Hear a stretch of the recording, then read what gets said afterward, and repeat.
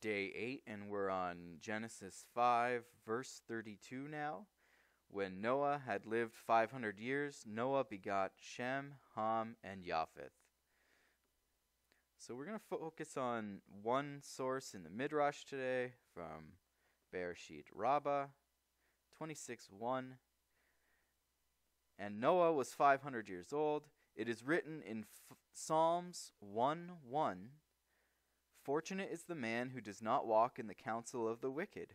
Fortunate is the man, that's Noah, who in the counsel of the wicked he does not walk, and in the way of sinners he does not stand, and in the company of mockers he does not sit. So they're saying here that Psalm 1 is referring to Noah. And I have this really great book called Noah, the Flood and the Failure of Man According to the Midrash Rabbah by Rabbi Dr. Wilfred Shukat from Montreal. And I'll read directly from this book instead of from the site today because it's really one of the most interesting sources I've ever come across.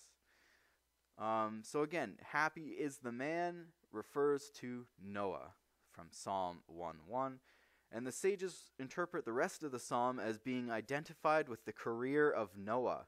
The psalm is about a Sadiq, or a righteous person, and in the Torah it says Noach ish Sadiq, which is Noah the man was righteous. It mentions the fact that the good man is confronted by evil ones, sinners, and scoffers. And but his delight was in the law of the Lord, or the Torah of God. Psalm 1:2, which alludes to the 7 precepts, or the 7 laws, which he was commanded. So the Noahide laws, or the Noahide code. But in his laws, he does meditate. He inferred one thing from another, arguing, why did the Holy One, blessed be he, order more clean animals to be saved than unclean ones? Surely because he desires that offerings should be made to him of the former. And he took of every clean beast, etc. So he had more clean animals than unclean for some reason. It wasn't just 2 by 2 like all the other animals. And this is Genesis 8:20. The interesting part to note here is the fact that it says he studied the Torah day and night. What Torah did he study since he preceded the giving of the Torah at Sinai? So the Torah had not been given yet, of course. The answer is that he was given 7 commandments, 6 of which he inherited from Adam, and a 7th prohibition, tearing a limb from an animal. This section indicates that Noah thought very carefully about the commandments given to him in the instructions about the ark, and tried to find meaningful interpretations to what he was doing.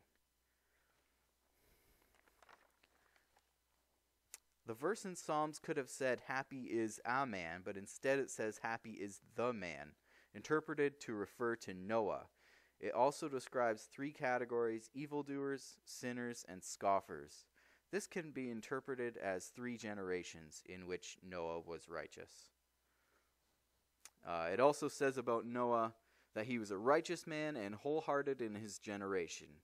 In the time of Enosh, he was only 84 years old, which was considered young, since in those days, no one under 100 was eligible for punishment. The identification with the first psalm is to look for a reason why Noah did not father children until he reached the age of 500, which was later than the others before him. Since the word ish is written with an additional he, it implies that this is dealing with a particularly well-known person.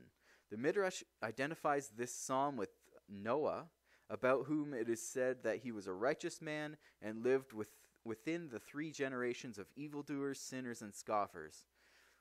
This can refer only to Noah and none of the other righteous who did not have such connections to these generations. And here's the final bit. It's very important. Because he was able to deduce one principle from another, it is appropriate that when the psalm says he meditated on his Torah, that it should apply to Noah, who created new ideas with his intelligence. The Midrash brings an illustration of this in terms of why he offered sacrifices, even though he was not commanded to do so. Furthermore, we have to infer from this that he acted that way toward each of the 7 commandments that he inherited. He looked upon those 7 commandments as being the fundamental principles of the entire Torah, and by virtue of the fact that he thought about them, he was able to learn from them almost the whole Torah. That is why the sages say that Noah studied the Torah even before it was given.